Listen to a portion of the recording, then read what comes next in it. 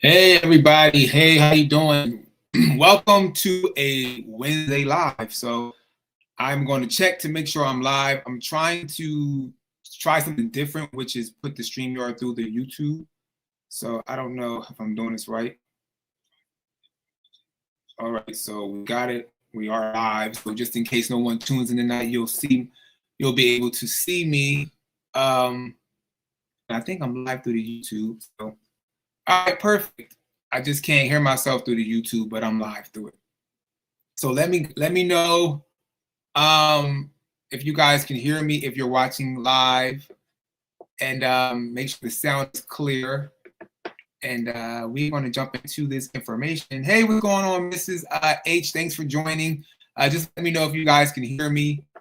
And before we start, because I just want to make sure you can hear. Okay, hey, my dad said he can hear. Okay, perfect. So I appreciate you joining me, guys, on this Wednesday night, 6:30 p.m. Eastern time. We're going to kind of add this into the live session. So we'll go live on Wednesdays, if possible, and also Sundays at 7 p.m. Eastern time. And tonight we are going to talk, just like the title says, about Redfin's great housing reset prediction, and also about foreclosures that are popping up. So these foreclosures will be in regards to what's local in the Metro Atlanta area. However, if you want more insight about what's possibly going on in your area, like I always tell people, definitely reach out to your local real estate professional to actually dive into it and the backhand to kind of see what's going on around where you live at. Miss H said, thank you for changing days, Clark. Works better for me to remember. Okay, well, perfect. Yeah, so I'm going to do a Wednesdays and I'm going to do Sundays because I know some people told me Sundays is great and Wednesdays happen to be great for other people. So, but I appreciate you tuning in. So let's jump into this article, and then we're going to actually listen to the Redfin economist, Daryl Mayweather, I believe that's her name. She wrote this article, so I figured let's jump into the article first, and then let's jump into her video as far as her explaining more into it in regards to the article. Hey, what's going on, David? Thanks for joining us. Appreciate you guys. Appreciate you coming on a Wednesday and sharing your time with me. And so let me see if I can make this a little bit better as far as you guys seeing the article while I kind of go through some of this. Let me know your thoughts and your feelings in regards to this article. All right, let me see if you guys can, hopefully you guys can see this a little bit. It might be a little hard.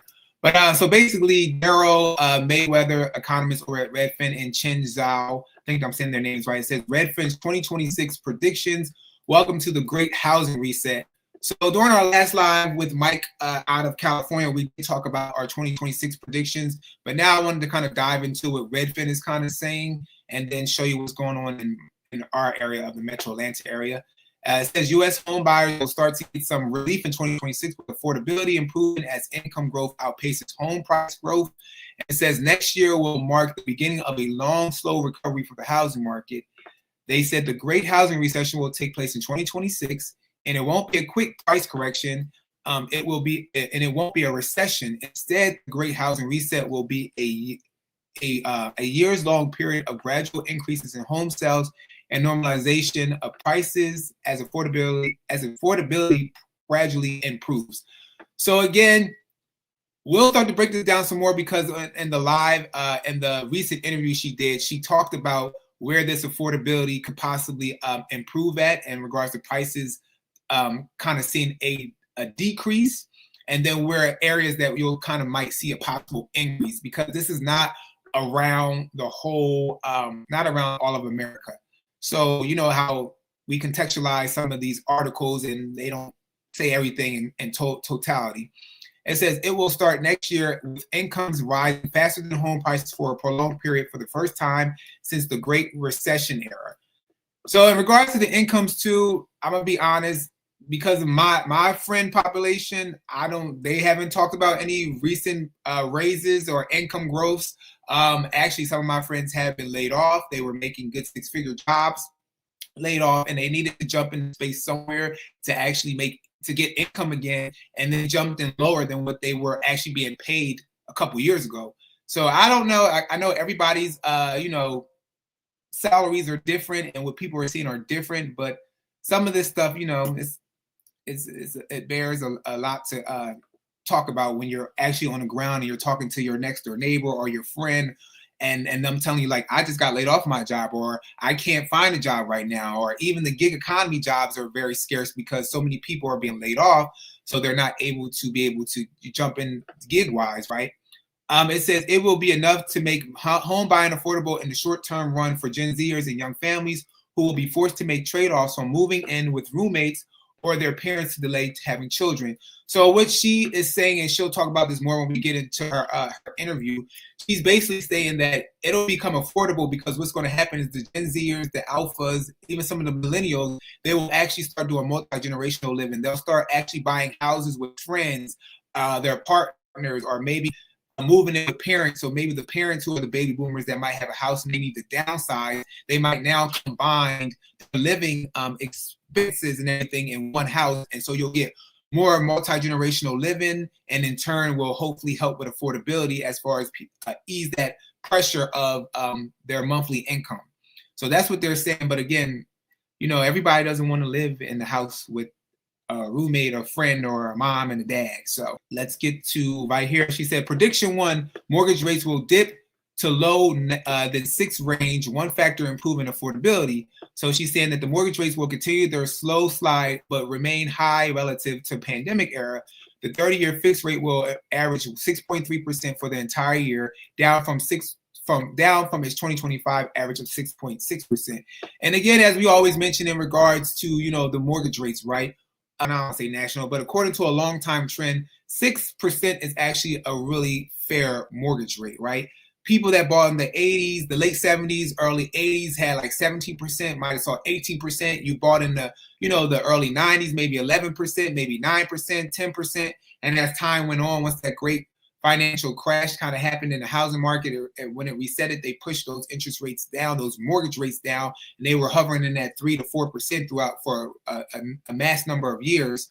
And so, with that happening, the 6 and the 5-ish is really not a bad interest rate. It's just that the unaffordability of the houses right now, coupled with this interest rate being in the 6s and 5s, it makes it very unattainable for a lot of people. And I actually had this conversation earlier with a person that's trying to buy as well about that being a little unattainable.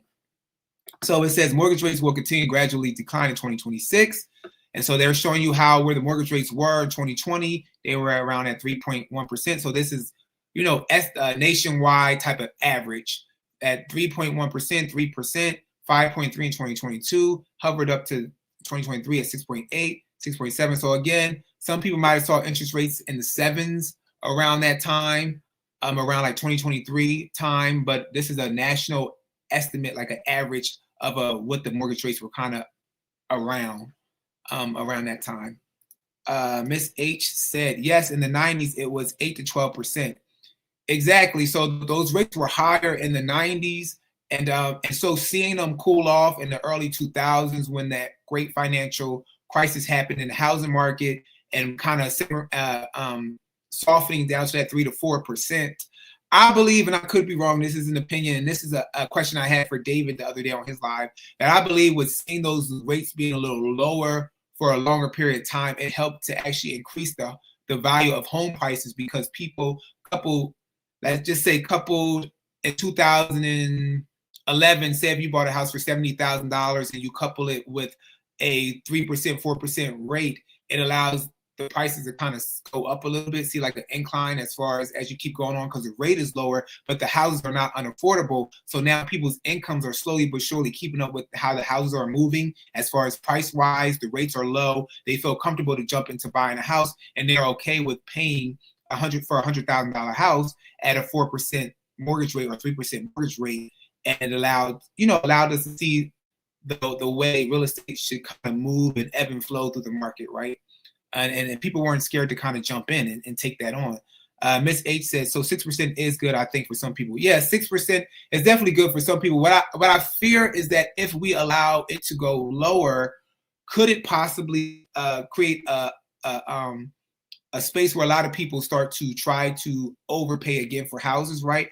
Or could it go lower? And what we're seeing right now, depending on what state you're in, where I'm seeing even where we're at in Georgia, D.R. Horton, they're offering incentive of buy downs of as low as 0.99% then go to 1.99%, 2.99%, 3.99%, and people still are not buying because the houses are still unaffordable to them. A $500,000 house with those type of percentage rates, most people say, well, of course, that's what everybody's been screaming for, affordability. Let's lower the mortgage rates. Let's do incentives. Let's do buy downs. But people still are not buying. So that should be telling you something as you're trying to incentivize or try to get people into houses. Maybe you should just bring down the affordability of the house instead of just trying to throw people in with lower rates, right? Or maybe couple them together.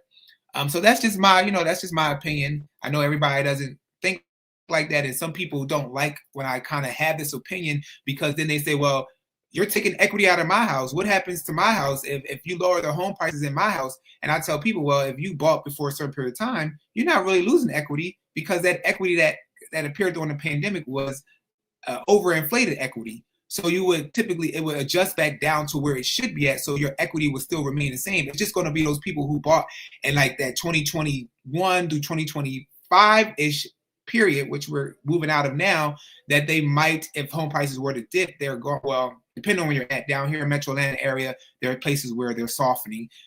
You're going to see yourself kind of lose that equity and be stripped, unfortunately. Ms. H said, question, is that a buy down with them? Do they stay that way for the length of the loan? Yes, so that is a buy down with DH Horton, and it does, once it gets to the fourth year, so it's the 3-1 buy down. Once it gets to the fourth year, it locks in, I believe, at either 3.99% or 4.99% for the life of the loan. So the only thing that I tell people about those is that you have to be careful, because if the market continues to slide down and you already have a lower interest rate, it's going to be hard for you to sell your house if something was to happen and you needed to adjust within the next 1 or 2 years, right? And what I'm seeing now, is that people need to adjust, right? They're buying new construction. The estimated taxes weren't given to them correctly. Their taxes are going up.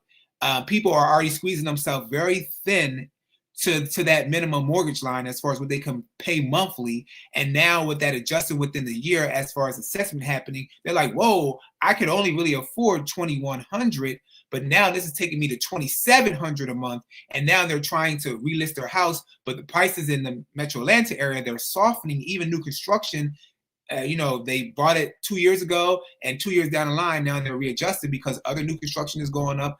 Prices might be, similar, but then they're offering better rates. And now the people that are trying to buy these other new constructions that were built about 2 years ago, they cannot get in with that same interest rate that you might have got locked in at 3.99, 4.99. And so what's happening is that people are not wanting to buy, so you're having to adjust the price down some more so it can be more affordable. So hopefully that made sense, Ms. H, and I didn't go on a super long tangent, but I just want to let people know, educate people, help people out to understand what's happening. So that's in regards, she believes that the mortgage rates will adjust down. Her prediction too is home buying affordability will improve as wage growth, faster prices. So they're saying they expect that the median U.S. home sales price to rise 1% year over year in 2026. So not much of a rise. So I believe that might happen. You might see the 1% growth in certain areas, right? In the South, some belt states in the South, you're going to see a decline in that price. But in other areas, you'll probably see that increase of that 1%. And it says home buying will become more affordable because home prices will grow slower than wages for a sustained period for the first time since the aftermath of the financial crisis. The small price increase combined with mortgage rates dipping lower than they were in 2025 means monthly house payments will grow slower than wages too. So they are believing that right here, this is showing like the wage growth as far as kind of staying steady and kind of growing in between like that pace. But then this right here is the price growth, how we saw it, dip in 2008 with that financial crisis. And now how it's kind of almost near as far as the prices are dipping down again. And that wage growth is kind of staying steady. So you're seeing hopefully an affordability situation in the coming year or two. However, I tell people affordability looks different for everybody. So be very mindful with your affordability. The improvement in affordability will be significant enough to lure back some house hunters but home buying will remain out of reach for a lot of sideline buyers. Gen Zers and young families will feel the pinch of still high costs, which we were kind of talking about earlier, with many of them opting for non-traditional living such situations to afford housing. So even though they predict affordability, it's still not going to be affordable for some people. Again, affordability looks different for different people, as we know. The third prediction is the home sales will rise. She said they're expected to rise about 3% by the end of 2026 from 2025. And they're hoping that there will be a sales rate of about 4.2 million of homes, of transactions being sold of homes throughout the year into 2026. And then the last one is that she predicts that rent prices will rise as demand for apartment rises and supplies will fall. And so she kind of goes into that. Oh, sorry, she has another one. Sorry. And this kind of gets more into the high costing costs where we shape households with more roommates and fewer babies, which we kind of talked about earlier. And so let's get out of this article, and we're going to actually hear her talk about it and dive into this a little bit more. And let me know if you guys have any, questions, what you're feeling about it. How are you feeling in this housing market? Do you feel pinched? Do you feel like you're seeing a part of you where you might not be able to afford to ever possibly purchase a home? Let me know your thoughts. Let me know what you're feeling, what you're seeing in your area. Again, I am out of like the Georgia metro Atlanta area, so every area is different. But let me know your thoughts because again, it's different everywhere. So let's see what Daryl Mayweather is saying, and this is similar information we kind of read through. Let's bring in chief economist at Redfin, Daryl Fairweather, also who wrote this article. Daryl, great to see you.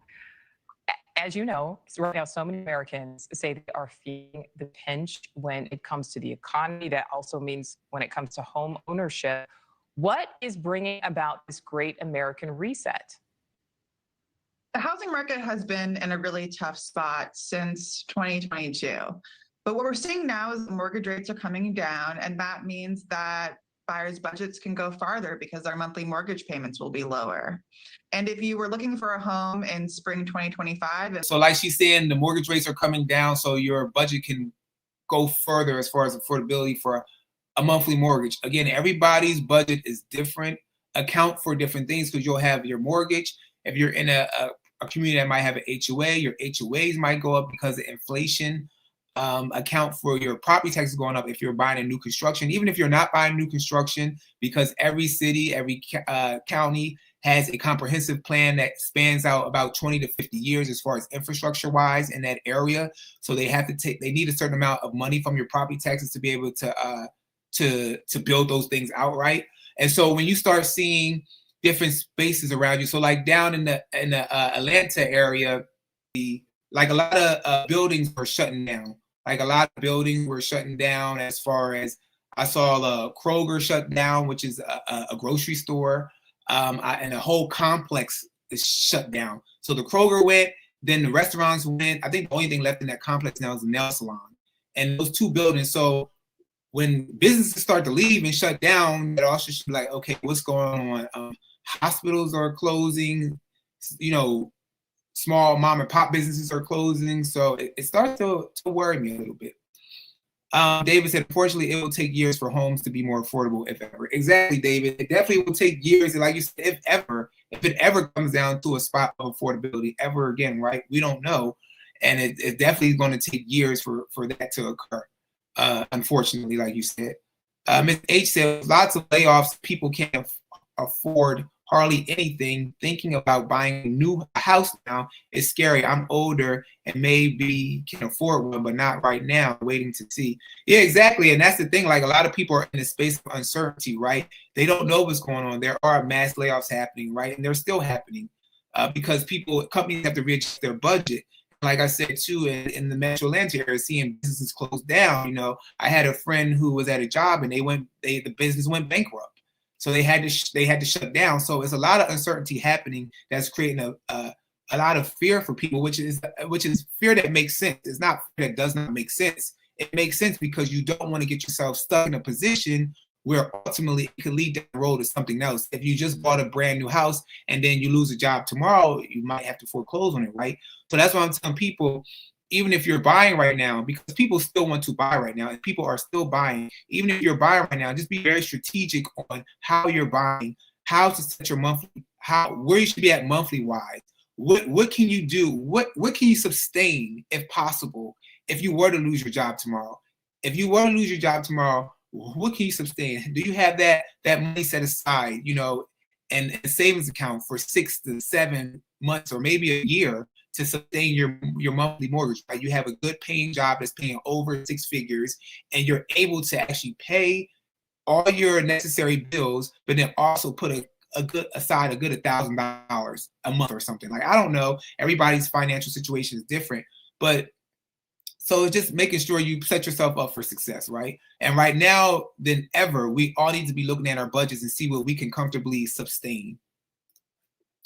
Looking again in spring 2026, you'll definitely feel that the housing market has improved. There are more homes for sale, that prices have only gone up a touch, and your incomes have probably gone up faster than home prices. So that's all good news, although it's going to be an incremental improvement. It's the beginning of a change that we think will continue for the next several years. All right. So what are you looking at as far as timeline, when this starts next year? And then, it's always hot and cold. Where do you believe the housing market will likely heat up? And then where do you think it could potentially cool down? The markets that are going to heat up the most are markets that have historically been overlooked, like the Great Lakes region or upstate New York. That's where home prices are still low enough that you can find great deals, but there really aren't that many homes for sale there because there wasn't a building boom during the pandemic the way that there was in the South. In the South, there were lots of homes built in Texas and Florida, really all across the Sun Belt. And now there's more supply than there are buyers interested. So in the Sun Belt, that's where buyers will find the best deals, and that's where prices are falling the most and will continue.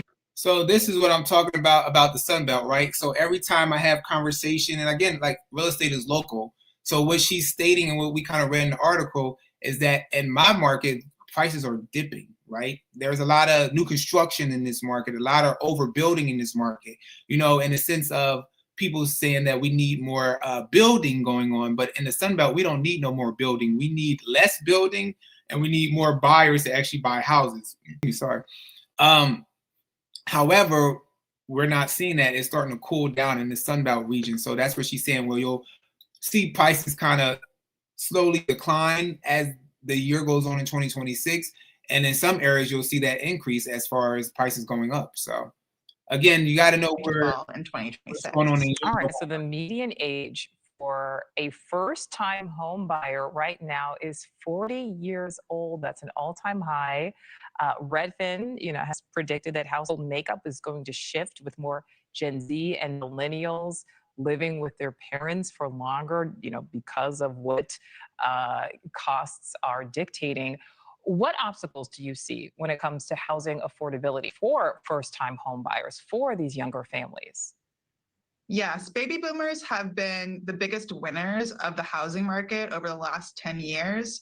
But moving forward, those baby boomers are going to be retiring, they're going to be downsizing, and younger generations are going to find more opportunities. And when younger generations team up with older generations, like have multi-generational living, grandparents living with parents, living with kids, they're going to find a lot of success. We're seeing more intergenerational. So you see what she's stating, how the success will come as far as living with family or living with friends or roommates. So we might not see the success as far as single ownership no more.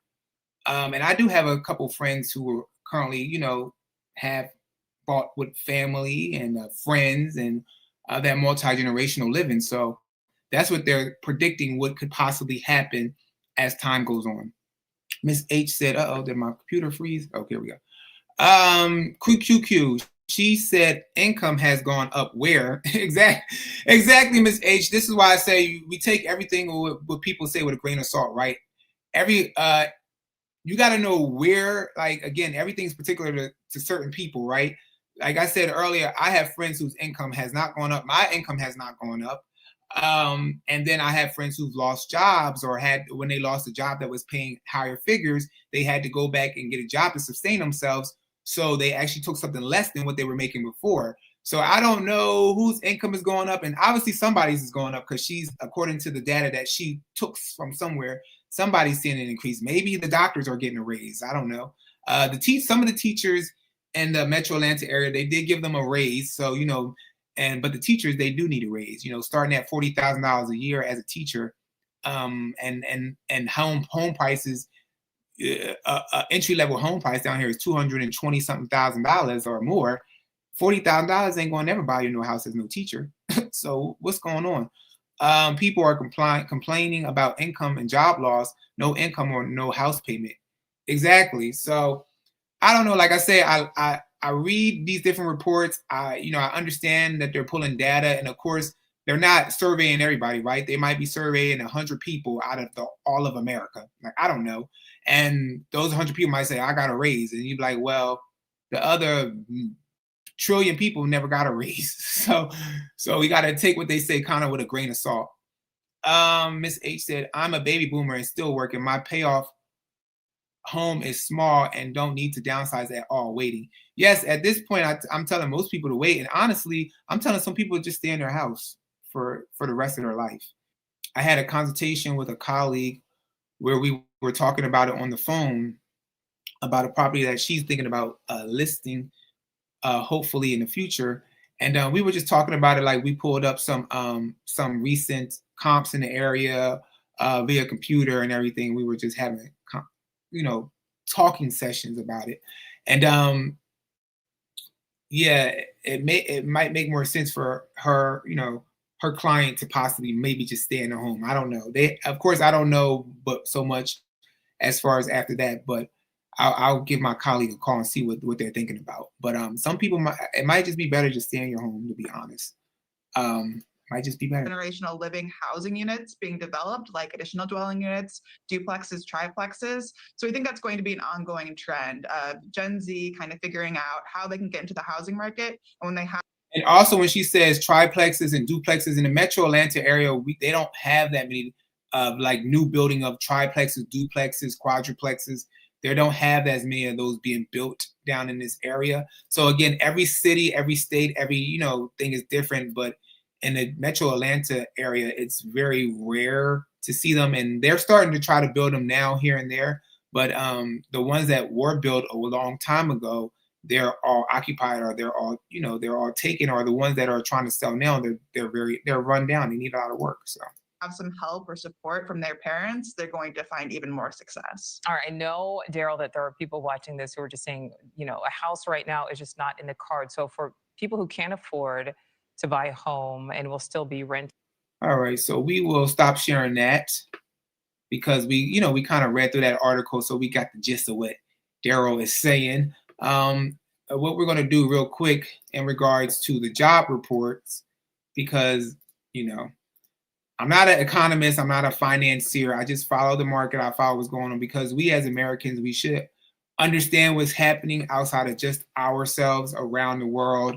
Outside of us talking to our friends and our family, we should know a little bit more as far as economy wise, because that way we can see what's happening and possibly be able to not predict the future, but understand more what might possibly occur in the future if possible. So it says payrolls rose by 64,000 in November after falling by 105,000 in October. Delayed job numbers show. So this is like the job report. It says the unemployment rate rose 4.6%, more than expected, and its highest level since September 2021. A more encompassing rate swelled to 8.7%. The establishment numbers showed most of the gains in November came from a familiar source. Healthcare added 46,000 jobs, accounting for more than 70% of the total net increase. So the healthcare position added those jobs, which is kind of funny because I didn't read this part until now. When I was like, well, maybe the doctors got a raise. So I'm like, the doctors might have got a raise. And we'll just dive into, because that's all saying the same thing. We'll look at the chart right here. It says monthly creation and monthly job creation in the United States. So it's showing that actually right here, and we got a negative of 108,000 jobs. So more jobs taken away, so I'm thinking with the negative 108, this means that these were job positions that people were laid off, unemployment happened. So they saw about 108 jobs disappear from the layoff period, even though they might have been predicting, I think when I'm talking about the numbers of the different numbers they predicted, I think it was up here. It says 45,000 up from a sharp decline. So, but then it rose. This is the 64,000 that they say they added in November. And then we'll go down here to the unemployment rate. The U.S. unemployment rate So it shows that the unemployment rate is going up. So we're at 4.6%. We're just looking at data. So I take what they have in their data all the time, and I always turn around and I say, there's probably more. These numbers are probably bigger than what they're showing us, because I don't, like I said, I don't feel like enough people they're getting the data from everybody. I don't know. And even when it comes to unemployment rate, people that are getting laid off, they're just shifting, right? They're like, okay, I got laid off, but instead of, they might not be able to file for unemployment, then they're going into gig work and they're doing Uber, they're doing DoorDash. Maybe they're jumping into educational field, substitute teaching. So they're picking up other jobs where they have flexibility, where they can still make income, and they're not reporting that they're unemployed. And then also too, when it comes to unemployment stats, I think they said after 6 months or something, a certain amount of months of being unemployed, you no longer consider, they don't take you in as a stat no more. So these people that are 6 months plus past unemployment, or 9 months, whatever that month line is, they can still be unemployed, but now they're not falling into the data no more. So yeah, Dad, he said that was the job loss. Yes, that's what I said. The negative 108 was the job loss. Yep. So very interesting, very interesting. Let me know your thoughts, if you guys, how you guys are feeling in regards to that. These thoughts, again, don't want to scare nobody. Just want to give you the information. The establishment numbers showed most of the gains in November came from a familiar source, which we said healthcare. Says construction also picked up about 28,000, while social assistance contributed 18,000. So that's how they got that number, 64,000. So they got 46,000 healthcare, 28,000 in construction, 18,000 in social assistance. And then it says, from a policy perspective, the Federal Reserve has had to work a difficult line between trying to head off further weakness in the labor market and guarding against making stubbornly high inflation worsen. So they've been teetering to figure out what they're going to do as far as with the cuts, and they don't want to make it higher, but they, So needless to say, we'll jump off of that. That was in regards to that job stuff. And what I'm going to do now, if you guys are here with me, because I know, let me know if there's a delay, because like I said, I'm streaming through from the streaming platform, but I'm also streaming it into the YouTube platform. So I don't know if there is a delay, and it probably is a delay. So let me know. Because when I'm looking at it from my angle, it looks like it's a delay. All right, so let's look at, as I've been telling people, just from, me being a realtor and looking at the foreclosures popping up in the Metro Atlanta area, I'm going to show you guys real quick a couple of foreclosures. And these particular properties right now, they are listed on the market with a realtor in our Metro Atlanta area that actually has a partnership with Freddie Mac. So if you guys don't know who Freddie Mac is, they are part of the secondary market. Fannie Mae, Freddie Mac, they buy loans from, originated loans, they buy them, and then they basically, I guess we could say, hold on to the loans, and let me see. Sorry, you guys, give me 1 second. I want to pull this up. And so now what's happening now is that there are conventional buyers foreclosing and on their property, and with them foreclosing, Freddie Mac is actually now, they have the property listed for sale. The bank is now selling the properties. Let's talk about the Metro Atlanta area. We're seeing a small uptick of properties coming to the market that are being sold by Freddie Mac, which is the, a secondary, on the secondary market. They're selling these homes now. So let me see. Let me share the screen real quick. But right here, as you can see right here, it says Federal. I don't know if you guys can see that. It might be hard. Let me see. It says Federal Home Loan Mortgage Company. So the Federal Home Loan Mortgage Company is Freddie Mac. So I'll show you guys that is Freddie Mac. So Freddie Mac is now the seller of some of these homes, because these people are foreclosing on their homes. And it's a silent thing going on in this Metro Atlanta area, outside of also people, institutional investors liquidating their property slowly but surely. So it's silent stuff happening right now on the back end that many realtors might not be talking about in this metropolitan area of Atlanta. And so I'm here to tell you guys the total full story. And, you know, to let you know that, no, what's happening is that we're seeing Freddie Mac and Fannie Mae take properties back now and list it through a REO REO acquisition, no, a REO division with local realtors in the area. And so these properties are slowly but surely foreclosing. Let me see. I don't know if you guys can see that. So Freddie, so the federal, which I showed you guys, stands for Federal Home Loan Mortgage Corporation. That's what that stands for, Freddie Mac. It's kind of hard to see it on my computer. I don't know if you guys can see it. Let me know.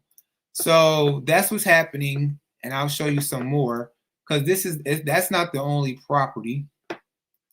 It's a lot of them. So, but I'm not gonna bring them all up, but we're gonna let y'all see some more.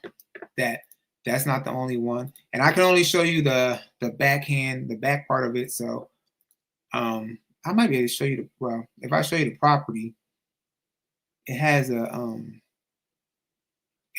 picture of the property. So I gotta be careful because I don't want YouTube to flag me.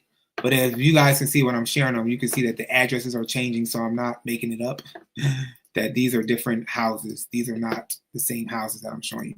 So here we go again, where you see Freddie Mac, Federal Home Loan Mortgage Corporation, owning the property again, trying to sell it. That's another property. So that foreclosed. Again, a conventional buyer. And typically they say with conventional buyers, right, they're stronger buyers outside of FHA, right? Conventional buyers typically put some stake in the game, right? They put some money into to purchasing the property. And these buyers are foreclosing, which makes me a little leery in regards to FHA buyers. What is that data looking like, right? FHA, VA. I've even seen some VA things, and I think on one of the lives we kind of dived into a property that was a VA person. And so I'll show you another property. Let me know your thoughts. You know, don't be scared to have a conversation. Like I said, I feel like it might be a delay as far as on my end with the video, but I might have to not use this style no more because I feel like it's a delay. So that's another property. Just here to, you know, inform you, make you, especially in the metro Atlanta area, in the metro, just make sure if you're buying or selling, you strategically are buying and selling right now in this particular market. Do not buy at the top of the market as it's trending down. That's all I'm saying. Let's share this one because I'm trying to let y'all know. I'm trying to let y'all know. Let y'all see what's happening here. And again, it's not in every market, so you have to talk to your own realtor, real estate professional, because every market is different. I find myself every day in the MLS system, you know, so it's so funny. I talk to a few agents, they don't even know the different access we have with this data, and then I go down rabbit holes. I start going in public records. I start going to deeds and all this stuff. So don't mind me. I'm just a real estate nut. That's my problem. When you love what you do it all the time, even when you wake up out of your sleep and just go into the MLS, like, ooh, MLS. And when you're trying to help people, because ultimately the thing is to help people, right? So here you go again, right here, Freddie, Federal Home Loan Mortgage Corporation. So this is another property that Freddie Mac owns. So you guys, just be careful. Be careful. QQQ. Clark, do you do videos to show properties for people to see online? I saw a realtor doing that online in Chicago, Illinois area. I enjoy them and get to see them. They show nice, just pricey. Yeah, so Miss H, I do have I actually have a lot of videos on my YouTube channel that I did some property tours and houses. Oh Lord, my lips are crusty. Sorry, y'all. I should put some chapstick on. I have a lot of videos. I did say what I'm going to do, that I'll probably maybe once a month try to upload a video or so of a home tour so you guys can kind of see what the homes are looking like down here.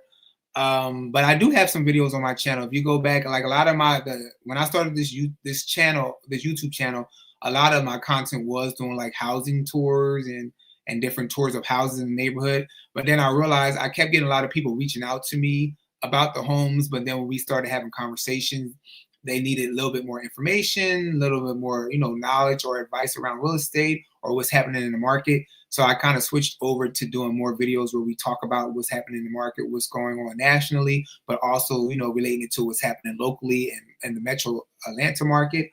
Of course, because that's the only market I can truly talk about and dive into. So, but I do have videos where I do some inside housing videos. So, yeah, I'll try to, my goal was to try to get around and doing some more of them.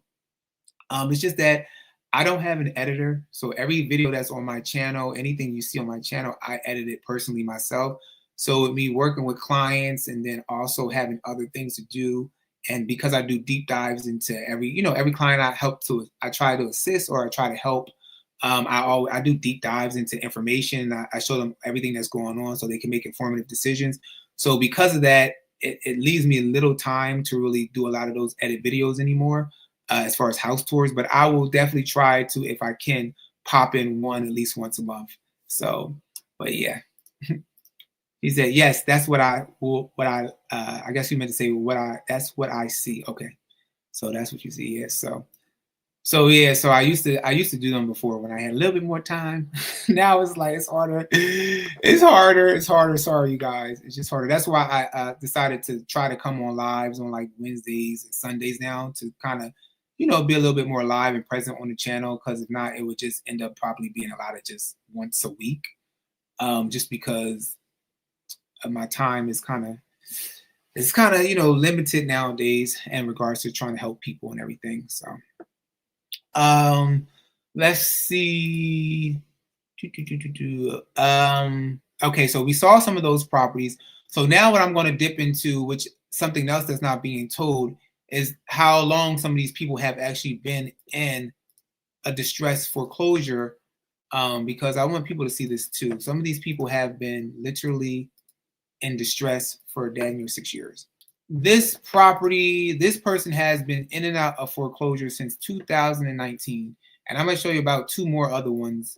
Well, it's more than two of them. It's a lot of them, but I don't want the whole live. We can't, be on here all night looking at every property. But when I tell you, if I was to pull my MLS system, when I tell you what's going on from the investors that I'm seeing selling off, to the trading of investors trading with other investors, to people that have been in foreclosure since 2017, 2016, all the way to 2025, to people, I don't know. When I tell you guys, tell your real estate agent, and I know it's not going to happen everywhere, right? Every area is different. But when I say if people dig into these systems, I don't know what's going on. So this person's been November 2019 foreclosure, 2020 foreclosure, 2024. So somewhere between here, they were able, I guess, to clean up the madness.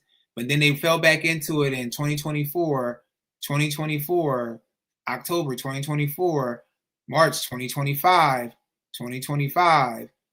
August 2025, August again. So and this is still into the day. Still up until now, this person still is in foreclosure. Like, I actually tried to reach out to them earlier.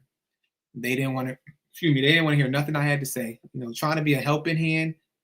But all right, let me show y'all another one real quick. So that's not the only one. And when I keep telling, like, I don't think people believe me when I say this stuff. I think people think I'm making stuff up. The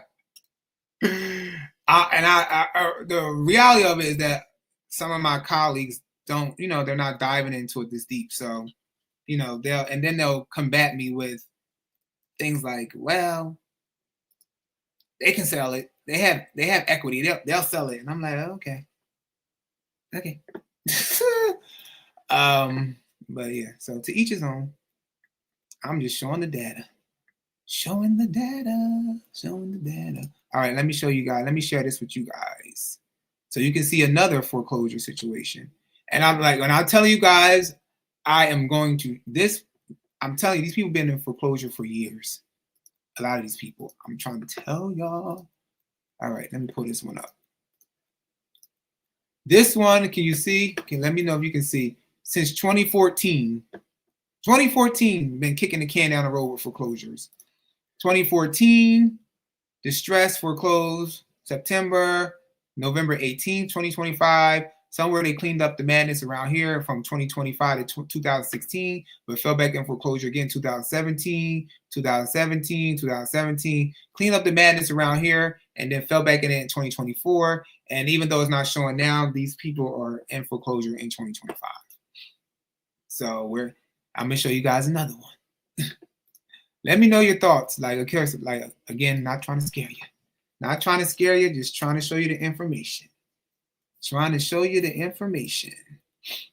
But these people they've been in foreclosure for a while, and they've been able, some people have been able to find a way to get out of it. Some of these people, what I noticed too, with them being in foreclosure, they went back, they did a loan mod on their loans.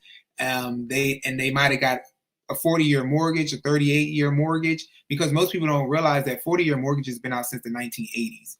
They just haven't been like really big, and they haven't really been talked about a lot, but they have been out since that long. They're MQs, like mortgage qualifier loans, but some of these people, when they call their loan provider, they're able to get that to push those payments on the end and get a 30-year, a 38, 40-year mortgage. So hopefully I hope people don't get mad at me for showing this, but like I said, I just want to show people the data. And I'm trying to be personable and respectful. That's why I'm not showing the person's name. I'm just showing the data, because I'm not here to to show people's names. That's not what I'm here to do. I'm just here to show you guys as consumers what's happening. So this person right here, February 2019, distress 2022. So cleaned it up somewhere right here, paid off whatever was needed, then came back into distress mode again, foreclosure right here, 2022. Right here, as you guys can see, notice of foreclosure 2024, distressed. Foreclosure again 2024, foreclosure again 2024, and until this day it's in foreclosure again, because these are properties that I have a whole list of foreclosure properties. The problem is that most of these people, because these are pre-foreclosed properties, right? They're not foreclosed properties until they foreclose. So prior to foreclosure, they're called pre-foreclosures. Once they get to the auction step and they close on the steps in the Metro Atlanta area or whatever, however you guys do your auctions in your way, they're now considered foreclosed. And then when they're foreclosed, they can either be bought or they can be reverted back to the bank, which means they did not sell them, and now they become real estate owned properties by the bank. So they're REO properties, and in turn, the bank then tries to either put it back on the market with a local realtor or a brokerage to try to sell said properties. As you guys saw earlier, Freddie Mac is now trying to sell their own properties because these properties were not bought at the auction steps. They're trying to sell them themselves. So right now, all these other properties that I showed you guys, these are all pre-foreclosure properties. So they got the notice. They know they're in default. They know they're in some type of distress. They are in the stage of foreclosing. However, they can still, they can call their loan officer. They can do a loan modification. They can pay whatever is owed, any back things. They can maybe make a deal with them and say, hey, can I pay this amount? This is what I got. So everybody's situation is different. And some of these people have been been able to kick a can down the road and eventually, be able to save their property. And some people are kicking cans down the road and they ultimately cannot sustain. Miss H said, how is it possible for a home to be in foreclosure for years? I thought it was a short process to finish that part. Yes, so that's the thing, Miss H. The problem is that what's happening now is that a lot of people got some type of relief during the pandemic time. So those people who probably should have foreclosed, they were able to do, like I said, some type of modifications probably. They were able to adjust or talk to the lender, because the one thing about real estate, and once you finance a house through a bank and they originate the loan, then most of the loans get sold on the secondary market. So within a couple months, per se, maybe a month or 2 months or whatever, your loan is then sold to the secondary market. Fannie Mae, somebody picks it up and they become, you know, they hold those loans per se, right? And what's happening is that 9 times out of 10, well, 10 times out of 10, the bank is a financier. They're not into real estate, right? So they don't want to actually have to sell a property. Their job is to give you money, put that interest on top of it, get you to pay the interest plus the principal, so they can make double or a quarterback of what they sold the home to you for, as far as when you finance it. You know, similar to what they do with cars, right? Or credit cards. So they don't want the homes back. So 9 times out of 10, if a homeowner just calls the lender or that provider who's, you know, servicing the loan, they'll find a way to work it out where you can stay in the property, even if you have been in pre-foreclosure or distress within years, going on years on years on years. And so that's what, even showing that data that I showed you guys, that's what it looks like they were doing, right? They were in foreclosure. Then you see moments of gaps where the foreclosure disappeared because they might have been satisfying, you know, whatever the agreement they had. And then they went back into it, because typically when you usually see some type of distress happening somewhere, you can kick a can but so long down the line before the distress happens again. So most times, unfortunately, you know, the people that are already seeing that distress that pops up, they typically will see it over and over again, because there's some type of management of funds somewhere. And with the mismanagement or not being able to actually afford said, you know, property and things going up, it becomes very difficult for them to hold on to it. But yes, most times with the foreclosure process, unless the person decides to abandon the property or they decide to just give the property back to the house, foreclosure process can take a very long time, because most people, they just call the bank and the loan, you know, the loan provider, and they just do a modification somewhere or work out some type of, you know, financing or some type of strategy to make sure they stay in the house, because they don't want the property back. They want you to pay it so they can get their money back, but they don't want the house. Ms. H said, when I was a kid, my mom bought our home in 1970 for a 20-year mortgage. Things changed over the years. Paid $14,000. What a deal! Nice ranch home. Yes, things change over the years, Ms. H. And I was actually talking to someone before I jumped on here, and we were talking about that as far as her buying properties. Not even just not even in the 1970s, buying it during, you know, the great financial crisis, where in the Metro Atlanta area per se, you can get a house. At the time, you could possibly get a house for $20-something thousand, $40,000.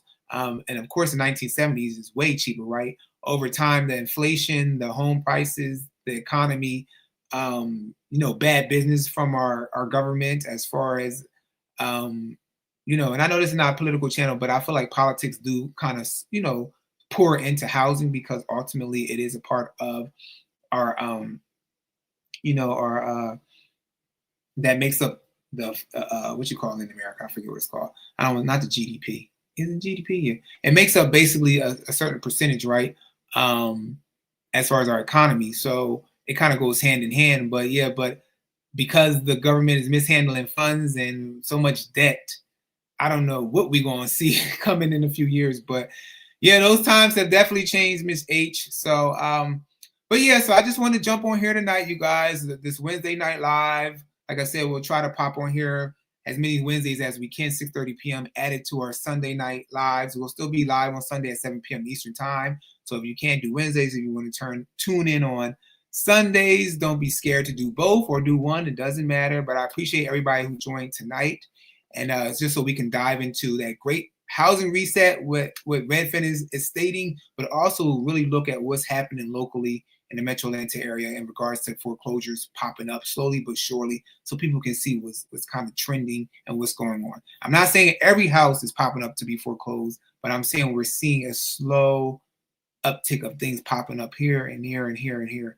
And we got to be mindful, especially if you're currently in the market of trying to buy a house in the Metro Atlanta area, or if you're currently trying to sell a house, because selling wise, if the house sells less because it's foreclosed on, your equity could possibly be stripped. And then if you buy a house and you think it's one price and then the foreclosure sells at another price, then you could then go into as a new home buyer and your equity could be going as well. All right. So you guys have a wonderful night. Thank you, Miss H. Thank you for a good show. No problem. Thank you. Take care. Have a wonderful night. And I'll see you guys on Sunday if you can make it. Take care. Don't forget. Oh, sorry. Don't forget to subscribe, like, and share the video. All right, you guys. Take care.